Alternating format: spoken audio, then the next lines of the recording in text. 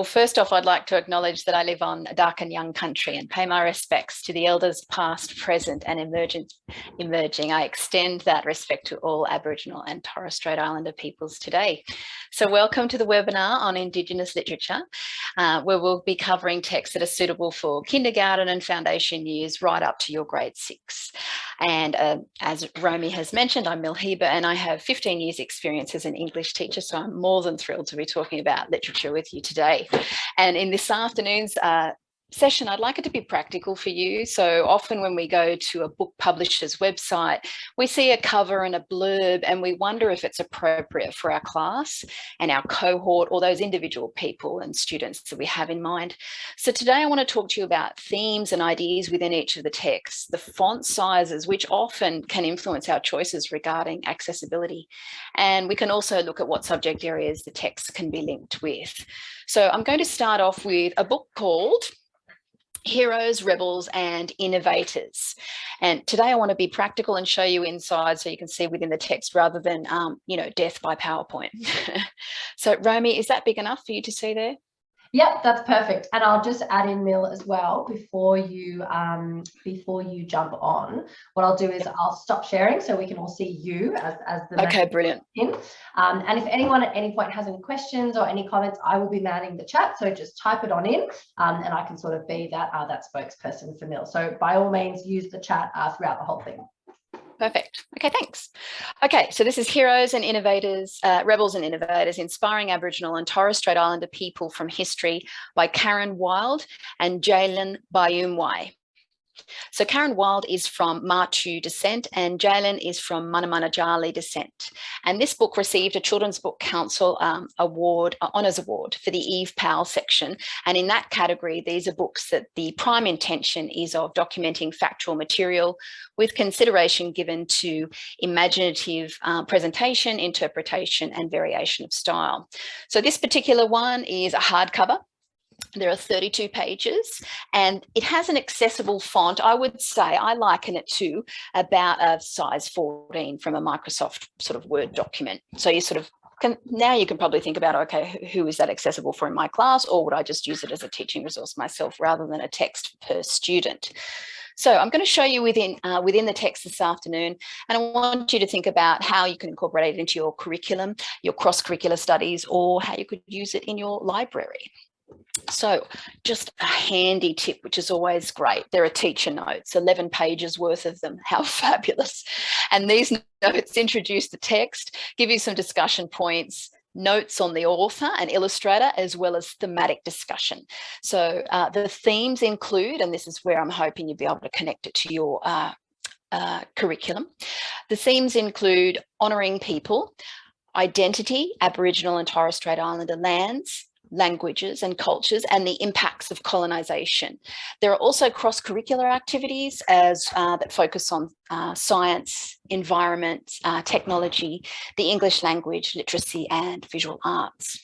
Now, within this particular text, there are 7 short accessible stories. Now, you may not be able to read the titles, and that's fine.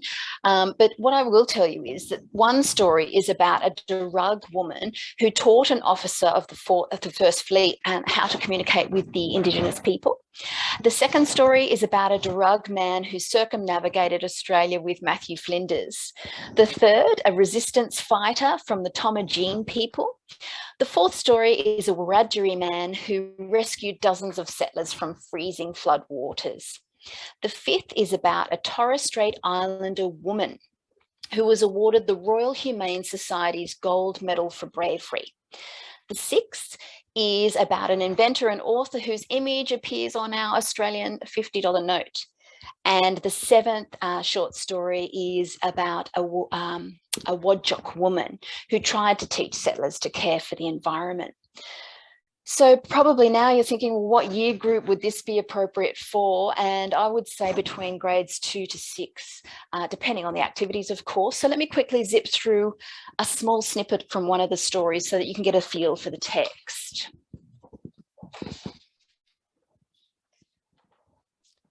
Okay.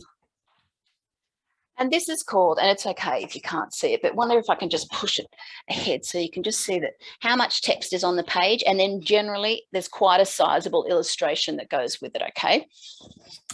So this is about Fanny Bulbuck Uriel, the woman who walked through walls. So the land and waters of her ancestors nourished Fanny Bulbuck Uriel. Zamara fruit, honey and berries for sweetness, duck eggs, turtles and crayfish from the wetland. On her way home, a chorus of frogs wished her good night. More and more colonisers arrived and stayed. Streets and railroad tracks now crisscrossed Noongar country. Sheep moved through the land like a plague of locust. Houses popped up everywhere, and colonisers had become settlers. Some settlers fondly remembered the spirited Aboriginal girl, the one who played with the settlers' children. Now she stormed through the town, reminding them whose land they stood on. None of them were children anymore. Playtime was over. And Nanny Balbak Uriel became a resistance fighter. If a fence was built between her and the swamp, she'd climb over it. She'd open settlers' front doors only to walk straight through and out the back doors. And at the gates of Government House, she'd loudly voice her concerns. And so the story goes on that Fanny was protesting about Government House being built upon her grandmother's burial ground. And she would also continue to protest about the settlers and, of course, their immense sheep, and there's so many of them, and that they needed to tread more carefully on the land. And on YouTube, you'll find the illustrator has a short 3-minute, 40-second video on who the illustrator is, the art she's used in the book, and Jalen Bayumai discusses the heroes, rebels and innovators, and that video is called Heroes, Rebels and Innovators, Stories That Matter, Australian Reading Hour 2021, and the YouTube channel is Australia Reads. The book can be accessed through Storybook Library and also through the MTA website at teaching.com.au. So if anyone has any questions or comments before we move on, or is there anything that you wish to have a look within the text? Anything in the chat there, Romy? Nothing at the moment. Okay, brilliant. On Mill and I'll keep okay, happy days. Yeah. So let's now look at walking in Gagaju country, exploring the monsoon forest. And this is by, there's 2 authors and 1 illustrator. So by Diane Lucas, Ben Tyler and Emma Long. It was shortlisted for the Children's Book Council Eve Powell Award for 2022. There are 19 pages of teacher notes available as well, you'd be pleased to know. It's a hardcover with 32 pages and it has an accessible font of around, look, I always liken something to a Microsoft Word doc. You may use a Mac, but I think about 14 or size 16 font, okay? Now, if I just show you the inside here, at the very back of the text, there is a QR code. And this allows you to access an audio recording. And the recording is about 9 minutes and 50 seconds in length, and it includes the Kanjamay language. And this is one of several language groups in the Ninjai people. And Gagaju in the title refers to the area, which means Kakadu. And the monsoon forest in the story is within the National Kakadu Park, the Kakadu National Park, I believe. Within the teaching notes, there is a story summary, questions and answers with the illustrators and authors, classroom discussion ideas and activities, cross-curricular connections to the histories and cultures, to science, English, mathematics and the visual arts. There are curriculum links noted down the right-hand side of the activity pages. So let me just quickly show you. So for example, this particular page talks about the visual arts. We've got the Australian curriculum logo here, and then the outcomes and ideas are down the right-hand side. And that's right throughout the teaching notes and next to the activities, which is a perfect connection for you guys. These notes can be found on the MTA website, teaching.com.au. So according to Diane Lucas, who's one of the authors, the story is about looking and listening closely, encouraging both children and adults to see, hear, smell, feel, and look at the land more deeply. The book is written to acknowledge the Kakadu way of life, continuing to live, hunt and gather on country, and to pass on elders' stories for the inspiring next generations. So let me show you inside the text so that you can think, hey, is this accessible for my classes and our cohorts next year? Gorgeous end papers, by the way. The illustrator was Emma Long, is Emma Long. So quite often on the double page spreads, they're not as sparse in text as this. They are quite dense according to this one, but this is just the open spread here. And I'll just give you a taste of the text. When we go walking, we never know how long we will be, what we will hear, and what we will see. We pack our bags with food and water, a billy and some matches to light a fire. We head off into the shady monsoon forest on the edge of the Billabong. And then, of course, the text gets more dense, so it's quite thick down the right-hand side here, but this is where the gold begins, right? So the Indigenous language is in a different coloured font each time. There is a visual representation of what the language is discussing, and there is also an English translation. Pure gold, absolutely fabulous, great idea. So because of the translations, then there is a glossary in the very back. So I'll just flick through to show you some of the illustrations as we go. Quite detailed, connecting the land to the people, showing the value of the land, showing how it's alive to students. Look at these leaves with the little faces, right? We need to look after the land, just look like we look after ourselves. And then the gold continues because there's a glossary in the back. And so I mentioned that there was Indigenous language throughout, that it was in different coloured font. Well, here it is again in the glossary. And if a student found it difficult to remember that particular word or the spelling of the Indigenous language, well, they look for the image, which then gives them the language and the English translation in the glossary at the back. So that's definitely a winner for you guys. Now, again, there are many videos online for this particular text, and there's one on YouTube where Ben Tyler, one of the authors, is reading the text to you, and another where both authors are discussing the text, so you should look out for those. So are there any questions or comments with regarding to walking in Gagaju country? None at the moment, Mill. Brilliant. Fantastic. I love the glossary and I love the images as well. That is, aren't they? They're divine. And plus, like, what was it, 19 pages or something of teacher notes? Yeah. You can build a whole unit around that, which is wonderful. Yeah, absolutely. And I also really like that. Number one, I love that there's audio, but number two, I love that it's so easy to access it just with the QR code. Just make that's it. That's it. Right. The thing is with the audio, though, I believe it's a product of the COVID restrictions in lockdown. So you'll hear, they must have been working from home at the time, so the neighbours' cars are driving past and goodies, but I just ignore that. It doesn't matter. Exactly. Okay. This next one is called The First Scientists, and it's by Corey Tutt. Now, Corey is, I'm sure many of you are aware of who Corey is. He's the founder of Deadly Science, and he was the Young New South Wales person in 2020. And this particular text is illustrated by Black Douglas. It is 90 pages in length. It is a hardcover, recommended for ages 7 to 12 years. It's an illustrated science book that's been created to nourish the love of science and to develop students' respect for Indigenous knowledge. So here comes the gold again, 8 pages of teacher notes. Everybody breathe. And this can be found on the MTA website. And the notes include a synopsis about the author and illustrator, connections to the key curriculum areas, science, HASS, technology, English, the arts. Look, all of them. You can see it's a cross-curricular text as well, not just science, right? Mathematics, languages, and health and physical education. And it covers many cross-curricular priorities from the curriculum. There are some comprehension activities as well as activities based on the first chemicals, protecting animals, and the first engineers. Okay, and the teacher notes include reflection questions and further learning and related readings within website links. So the blurb states, Australia's First Peoples have the longest continuing cultures on Earth, and their innovation will amaze you. From astronomy to engineering, chemistry to forensic science, bush medicine and more, Corey Tutt from Deadly Science shares many deadly feats covering both ancient and modern innovations. In consultation with communities and elders and with vibrant illustrations by Black Douglas, Corey brings the stories of science to life. And there's some questions.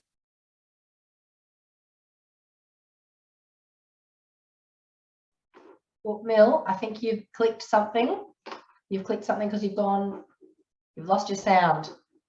There you go. About that. Perfect. Sorry. Got you again. I leant on my mic. It happens. No, we've got you again now. You're all good. Okay, so there's some gorgeous questions in the back where we can predict the weather, why do stars twinkle, how to treat wounds, and how to protect animals.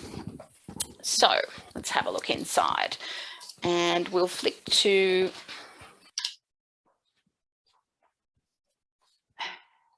this particular gold here.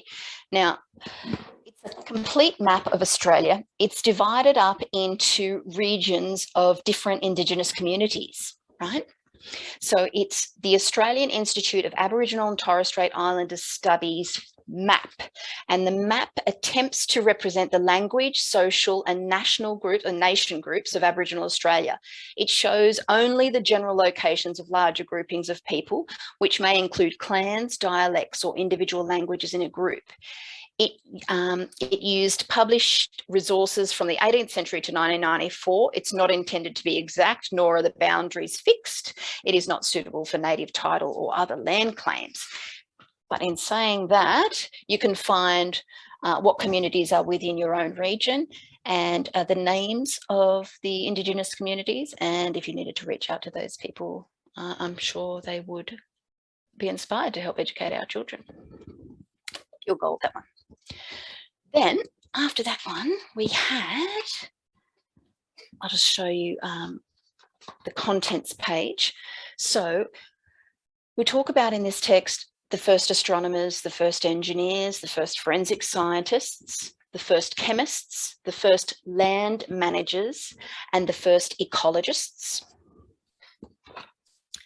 But where the treasure trove, now I can show you sort of the text abundance on the page. So it's really quite an information text. In saying that, this particular double page spread is on war, and that is one page. Maps, 2 paragraphs effectively. Technology, a page and a bit. So it's a snippet from each. But the pure gold, there is about 6 pages in the back here of reference materials for you. So lists all of the journal articles, their page numbers, their references for the first astronomers, the first engineers, the first chemists, and so forth. So you can most definitely build a unit around this particular book. And I reckon it's perfect for cross-curricular studies if you're using that within your schools, which seems to be the way the schools are going at the moment. So that is The First Scientists by Corey Tutt. Teacher notes with that. I did mention that, didn't I? And they're on our website, teaching.com.au. Now, I'm about to show you some big books on a tiny screen. Wish me luck. I'm sure you'll be fine. My screen is pretty big, so okay, good. Blown it up on their screen, so you'll be fine. This is called the Indigenous Discovery Big Book Series, and it's by M. Bruce and illustrated by Leanne Mulgo-Watson, and Leanne is a drug woman from the Sydney Basin. Each big book is 30 centimetres by 42 centimetres.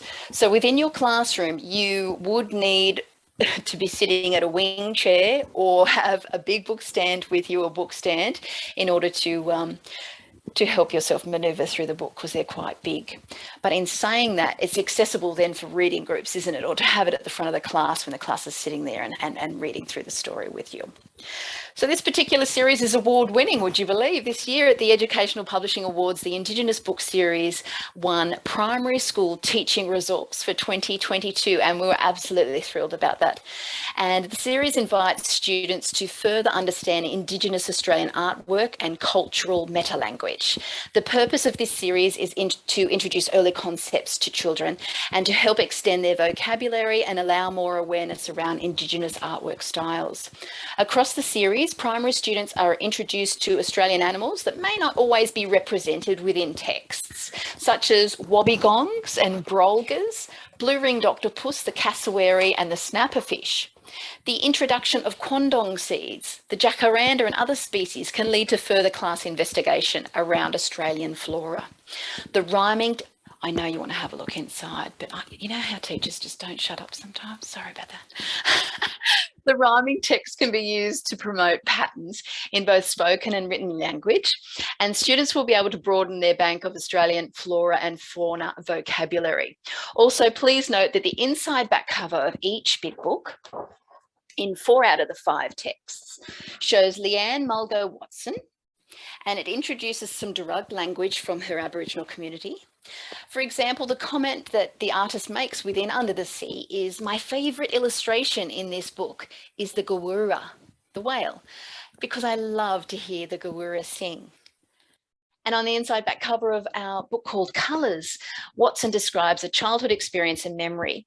She says, "Uluru is my favourite illustration in this book. It is a place I visited as a child many times and I love it. It also smells really beautiful with all the flowers that grow there." And this, of course, could lead to further discussion of Australian landmarks or students' own visits to Uluru or other holiday destinations around Australia. And all 5 big books in the Indigenous Big Book series allow for a variety of learning opportunities across the subjects: English literacy, mathematics, science, STEM, art and library. So let me introduce you to Australian animals first up. Okay, look at the gorgeous colours. Look, it's not justified on this. They're really bright and vibrant. Okay, the rhyming text takes our learners on a journey with these Australian animals. So I'm going to try my best to show you what I can. The written text starts with a cute koala snoozing in the sun and finishes with a sleepy turtle. And each page or double page spread includes a single sentence. The rhyming text not only engages learners, but it also stimulates students to read the text themselves. Look at these gorgeous emus, look at that. And the dot painting representations are linked right throughout the series to connect the series. Our gorgeous spiky echidna. About my shiny lights in here. Our sulphur-crested cockatoo. And wouldn't this just be just a beautiful book to have on display within your classroom? What if you were looking at Australian animals that week? You didn't have any posters to pop up, but look at the size of this beauty. Oh, look, you're going to fall in love with the quokkas. Absolutely gorgeous, right? So that cheeky number is Australian animals. I'm going to show you colours now. Again, it's not going to be justified on this screen. They are so bright and delicious. Oh, what a lovely blue. Now, each double page spread in colours, of course, you guessed it, introduces a new colour. And on those pages, there are multiple hues and brightnesses used to represent that there are many variations of one colour. Students and their teachers are taken on a journey through all the colours of the rainbow, from the orange sunset to the red desert dunes and vast blue oceans. There are multiple settings introduced to engage students. We've got Uluru, underground dunes and vast blue oceans. A mix of flora and fauna is represented as well in gum trees, grasses, coral and the jacaranda tree. Australian animals are utilised throughout the whole series and the representations connect to the other big books within the series. A discussion around weather can also engage learners as clear days and nights, intense sunrises, rain and rainbows are depicted in colours. Students can be engaged through colour, rhyming text, and the idea of further enriching discussions about disciplines to support the earlier concept ideas within the big book. What a cracker, hey? This is just gorgeous. Again, wouldn't it be wonderful displayed in your classroom? Okay, so that delicious number is colours. Shapes is up next. Oh, and my favourite colour, purple. And look at the pufferfish. Wonderful. Just divine. So students can find multiple representations of shapes within each page, and this is a great way to engage and stimulate the learning of young primary students. The shapes introduce the text, and they're accessible to students and include rectangles, circles, stars and squares, triangles, diamonds, ovals, hearts, and their shapes knowledge can be extended with semicircles, hexagons, pentagons, and more. There is also gumnut imagery and eucalyptus leaves, which allow the connection within the series, along with some repetition of our Australian animal artworks across the text. Look at this. Oh my goodness, isn't it gorgeous, right? I really wish you could be here with me to see the bright colours. And it just, oh, he's our favourite god. Look at this. How fantastic. So that's shapes. Moving on now to numbers. Oh, the corroboree frog, look at him go. Teachers and students can engage with the numbers 1 through to 12. Okay. Within this big book, Australian animals are represented along with a number and written text to introduce language patterns and new vocabulary. And when I say new vocabulary, we are meaning words that may not necessarily be on your high frequency word lists. For example, the phrase diamond python, or the alliterative phrase slithers softly by, allow for vocabulary introduction and discussion.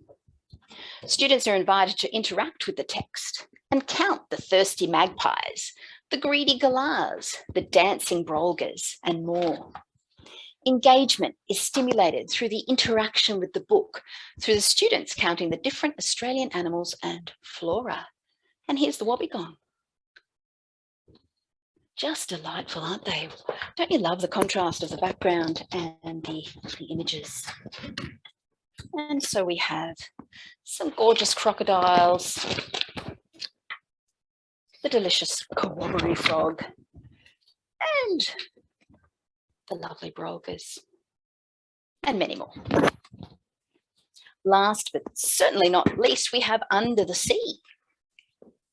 The stunning artwork by Leanne Mulgo Watson brings Under the Sea to life and engages students through the bright Indigenous art and underwater creatures. The big book is brimming with colourful coral, glistening jellyfish, hungry turtles, dolphins, dugong, manta rays, octopus, great white sharks, and more. Wait till you see the jellyfish. Oh my goodness, you're gonna just, and the manta ray. Look at that. How delicious. Just gorgeous. Who would have thought a blue-ringed octopus could be so attractive? At least not when it's in the water next to you. On a book, it's okay, isn't it really? Yeah. Let's find those jellyfish for you. Great white shark, not often talked about in a student's text. Look at these. Wow. Again, something you probably don't want to be next to within the ocean, but great in a book. Now, we're really proud of this series, obviously, and we hope that it'll be a beneficial resource for you within your schools and centres. And I hope you love that one. We do. Mel, I'm going to jump in because I wanted to add in two things about that. Okay, go. So the first thing I wanted to add in was, as you said, we're very proud. Now, M. Bruce actually used to be an employee at MTA. So we literally used to sit next to Em, and she was one of the illustrators of that book. So we're very, very proud of that. And the second thing is, whenever I see that book series, it always reminds me of the Australian Literacy Conference that we went up to. And that was earlier this year up in Darwin. And those books received such a monumental amount of attention. Everyone just loved it. So I think that really goes to show, as Mill sort of keeps saying, seeing those books in real life, it's unbelievable. The colours are just, they're brilliant. So you sort of got to see them for yourselves. Absolutely. And not many publishers are doing big books anymore, and they're being missed. And so we're certainly not getting rid of those in any time soon. We love our big books. I'm going to move on to Corey Tart's Deadly Science series, unless there's any other comments. Nope. Happy You did have days. one which was sort of mentioning that you could use some of those books in STEAM. You know, for example, Joe mentioned you could use that to build an animal and sort of look at the way that it looks, I guess, looking at the function and the movement. So I guess, as you sort of said, you know, a lot of cross-curricular connections there. Yeah, perfect. Which seems to be a theme today within a lot of these texts. So you could utilise perhaps them all across one particular unit, which would be great. Now, in combination with Australian Geographic, Corey Tutt from Deadly Science has edited these texts for Australian Geographic, and there are 8 books in the series. So they're life cycles, solar system, animal survival, Earth's changing surfaces, animal adaptations, wild weather, renewable resources, and how plants thrive. So currently, wild weather and animal adaptation do have teacher notes. So let's start with wild weather. Now, the blurb states, extreme weather events have an enormous impact on our planet. For thousands of years, Indigenous Australians have documented and recorded sudden changes to the Earth's surface, and this wisdom underpins our scientific knowledge today. In this book, students investigate major geological events and consider the effects of weather events such as bushfires and drought on living and non-living aspects of the environment. So, the book combines elements of factual description, information reports, and explanation to comprehensively inform and educate your students. Oh, I've got to tell you, when I first opened this book, it had me at page 2. So, now here are 3 illustrations of the 6 Indigenous seasons, okay? So one is from the Western Australian coast, but only a small region in Western Australia. Another is from New South Wales eastern coast, and another is from the top end. Again, only a small region, so this doesn't represent the whole state, just those particular areas. But let me tell you the gold, right? So I know you possibly can't see it, but there's a grey circle that just shows January to December, okay? And then around the circle, there are 6 seasons are divided up, okay? So this top one is representing Western Australia and that small region down the bottom corner. So the top season mentions burning shrubland to aid hunting. The next season, which is hot and dry, move to the estuaries to fish. Next season, how interesting, right? Collect bulbs and seeds for food. And then in the next season, which is the wet season, they'll move inland to hunt after the rains.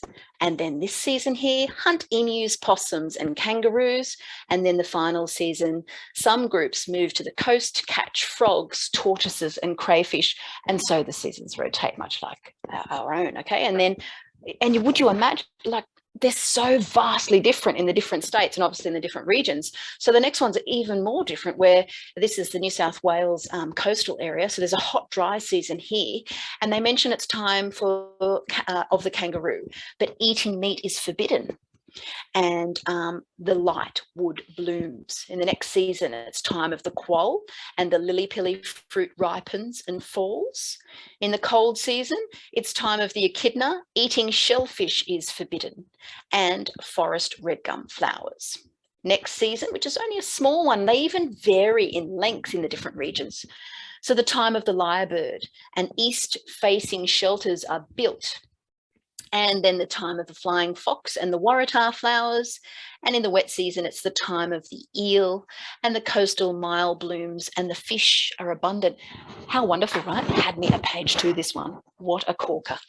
But then wait for page 7. A perfect information text, okay? It is not like, there is so much text on this page. You could take a full lesson just on this alone. But I wanted to show you the format, how it's attractive. It shouldn't turn your students off too much with the text being so dense and informative, if you know what I mean. So I thought that was visually appealing for your young students. Now, I wanted to mention, now, as you know, this particular book has the teaching notes, and there are links to the national curriculum in those notes. And the book covers the topics of the Australian seasons, fires, black summer fires, heat waves, droughts, floods, hailstorms, cyclones, tornadoes, plate tectonics, earthquakes, tsunamis, and volcanoes. Then we've got Australian adaptations. So animals are fantastically adapted to their environments. In order to survive, they have developed features such as warm winter coats and abilities such as camouflage. In this book, students explores the adaptations of Australian animals in a range of environments with a recognition of the way Indigenous Australians have observed, celebrated and protected our native species for thousands of years. And you can always bank on the Australian geographic images just being divine, can't you? So animal adaptations, this one was called.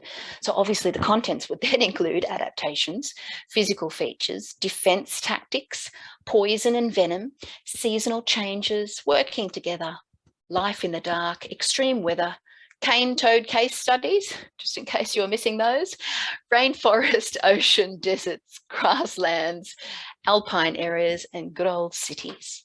Now, occasionally there are QR codes through these texts, and they take students to suitable and appropriate websites. Now, page 17 for this tricky number, let's go. They're all fabulous, by the way. This particular page references Tiddalik. And good old Tiddalik is a dreaming story told in many parts of Australia, and it's about a greedy frog who drinks up all of the water. I know some people like that at the coffee machine. Page 18. There is a school and university connection. So there was a cane toad case study where poor Nulla Nulla School joined the University of Queensland's research project, and they had a partnership involving the school collecting data for the university for their research. So it's quite a good community connection there that I wanted to point out for you. So that's animal adaptations. Life cycles is next. From the ocean's most gigantic mammal to the land's tiniest insect, every living organism on Earth experiences life in various stages between birth and death. In this book, students explore the weird, wild, and wonderful life cycles of Australian plants, animals, and discover some of them who have starring roles in the lives of the Aboriginal and the Torres Strait Islander peoples. Life cycles. So what's the book about? Will it connect to my class? And in order to know that, inside the contents, there are living things: sunflowers, banksias, bees, cicadas, quolls, wombats, wedge-tailed eagles, emus, green tree pythons, crocodiles, frogs, sea dragons, humpback whales, and there is a red fern. Jarjum College explores creepy creatures. And you can see how even in the text we've spoken about today, you could connect them through units together, so you wouldn't have to teach them individually. We've got the frogs, the crocodiles, the emus, the bees across many of these texts today. So that could be also part of a cross-curricular unit. So this is life cycles. Now, page 2 to 3, I wanted to point out that there are multiple Indigenous language represented on this page. So one for a Darug region, all these different regions, the different animal names. It's not just connecting to one region so that it's accessible for students across Australia, or at least to show that someone from their state has been represented, which is good. And sunflowers, just sort of giving you a gist of the density within the text so you know what's going on. Bees again, okay. So that's life cycles. And where would be without the good old solar system? And the universe we live in is estimated to be 13.8 billion years old. Our galaxy is just one of millions in the universe that we know of, and our sun is just another star in the Milky Way. In this book, we embrace the knowledge of Indigenous Australians, known to be the first astronomers, and explore all the new amazing scientific discoveries as space technology and study expands. So obviously the contents are going to involve each of the planets, as you can imagine, as well as the Big Bang, the solar system, the sun and the moon. So if we have a look at the first astronomers here, I'll just give you a little snippet of the sort of the density of the text and what it's about so you're aware. So the Indigenous Australians are the world's first astronomers. Aboriginal and Torres Strait Islander people have many different stories for the same constellations. The distinctive Southern Cross constellation is widely viewed as a significant symbol by Indigenous groups. For Victoria's Kulin Nation people, based around Melbourne, the Southern Cross represents Bungil, a sky god in the form of an eagle, and there's like an eagle talon or foot within that Southern Cross constellation there. The Urante people of the Central Australia see the Southern Cross as a wedge-tailed eagle. 4 bright stars make up his talons, and the dark Coal Sack Nebula his nest. And for people in the Gulf of Carpentaria, the Southern Cross is 2 fishermen and their fishing fires. Great idea, so cute, isn't it? Really vast. And the different nations and communities are represented right throughout the text, which is great. The solar system. Animal survival, very topical. Animals are fantastically adapted to their environment. In order to survive, they have developed features such as warm winter coats and abilities such as camouflage. In this particular book, students explore the adaptations of Australian animals in a range of environments, with a recognition of the way Indigenous Australians have observed, celebrated and protected our native species for thousands of years. Again, can you connect it to your classes? This is about deadly survival, survivors of time, of cold, desert survivors, the deep ocean, city, extinction, the big picture, and survival stakes. Again, another gorgeous information book, beautiful photographs, Indigenous connections throughout.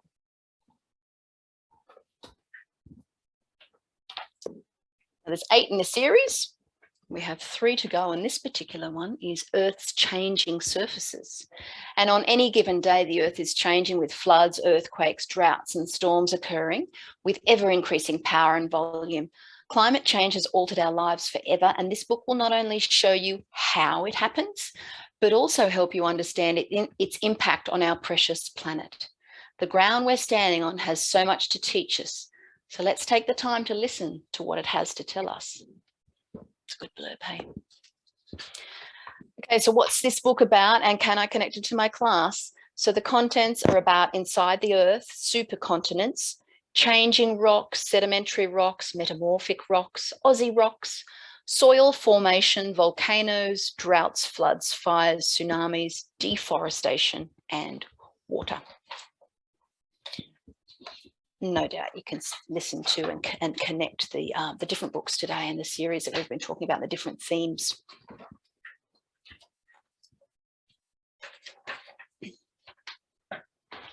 Now, page 5 had a fabulous did you know fact. So, did you know DNA evidence shows that Aboriginal culture is the oldest in the world? It is at least 75,000 years old. Wow. And there was another did you know fact across. Oh, there's the Grand Canyon. Anyone been there? Page 13. Did you know first peoples carried sandstone pieces with them so they could sharpen their tools on the go? Great facts. Australia's amazing rocks. And contemporary issues such as drought and flood, which is very unfortunate. They're contemporary and still with us today and always will be, won't they? Deadly science, renewable resources. As the world suffers the consequences of climate change, there is still hope. Scientists, engineers, inventors, and companies are working hard to make real change. We no longer have to rely on the conventional power sources of oil, coal, and gas. Instead, we can look to the future for energy that is good for the planet and for us all. From solar to geothermal power, you will learn the choices we make every day and how they affect our future for better or for worse. Well, that sounds like a debate topic there, doesn't it? Okay, so the contents within renewable resources are renewable versus non-renewable, different types, where do they come from, solar energy, geothermal, wind, hydroelectric power, marine energy. There is also case studies and discusses our precious water.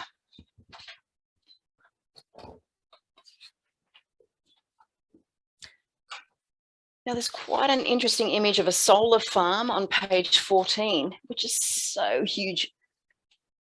You'd have to actually show the students just to see how much. You probably have to hazard a guess at how many football fields there are that it would cover just to tell them how big it is. Also got some science experiments within the text for you, fairly easy ones. You only need 3 plastic cups, 3 pieces of paper, white, yellow and black, some cling wrap, a measuring cup, a thermometer and cool water. And of course, we'll put the different coloured papers on and you're going to take the temperatures. So that's a connecting learning task. And then there's interesting facts about energies from around the world on this particular page. So again, accessible, not too dense. And Norway has a 45% total supply of hydro energy. Brazil, biofuels and waste. New Zealand, 25% of the wind and solar energy. And did you know Germany is one of the world's leaders in renewable energy? And thanks to wind, biomass, solar and hydropower, Germany now produces enough renewable energy to power every house in the country for a whole year. How cool is that? Lucky last, how plants thrive. I should read this one. Mine certainly don't. The ones in my kitchen anyway, I've got to tell you. Australia's native plants have learned to survive in our harshest environments, from the driest corners of the outback to the humid forests of northern Queensland. Over time, they have adapted and adjusted to every imaginable threat. In this book, you will discover seeds that need fire to crack open, encounter carnivorous plants that eat insects, and others that can be used to make a drink for sore throats. Rest assured, you'll never see nature the same way after reading this book. Well, there you go. So our contents involve water and dry and light conditions, carbon dioxide, nutrients, wet tropics, deserts, dry, cold, salty, fire-prone areas, plants with no chlorophyll, plants with no soil, and salinity experiments. So we've even got a nice basic diagram of the xylem and phloem in the plant. So we've got your basic plant biology for students. What will thrive in a drying condition, what needs a lot of light, the production of carbon dioxide, nutrients. So that's Corey Tutt's Deadly Science series with Australian Geographic. Are there any questions? Well, we were a bit quiet in the chat today, Mel. We don't have any questions. That's okay. That science series, though. That's great. It's certainly been quite popular, and I think there's a couple of books that are currently out of stock, but they're coming in next week. But apart from that, everything should be in stock and good to go. And of course, if anyone needs to contact us, I'm more than happy to send them any links or show them where the teacher notes are, the locations and things, but they can certainly be found on teaching.com.au. Fantastic. Awesome. Lisa says, fantastic books. I completely agree. All right, well, what I'll do then, Mel, is I'm just going to pop up our farewell slide just to sort of say thanks for joining. Thank you. Is there anything else that you wanted to share with us today, Mel? Or? No, I think that's everything for the moment. I just hope that that was practical enough so that you could think about how it can connect to your classes and what student you might use it for, or what class you might be able to use it for. I hope it was really helpful. I think my favourite part is definitely the teacher notes. Absolutely, you can't do without them. People will definitely appreciate them. Yes. All right, well, look, I think we might stay on for the next sort of few minutes just in case anyone wants to hang back and ask any questions or have a bit of a chat. That's completely fine.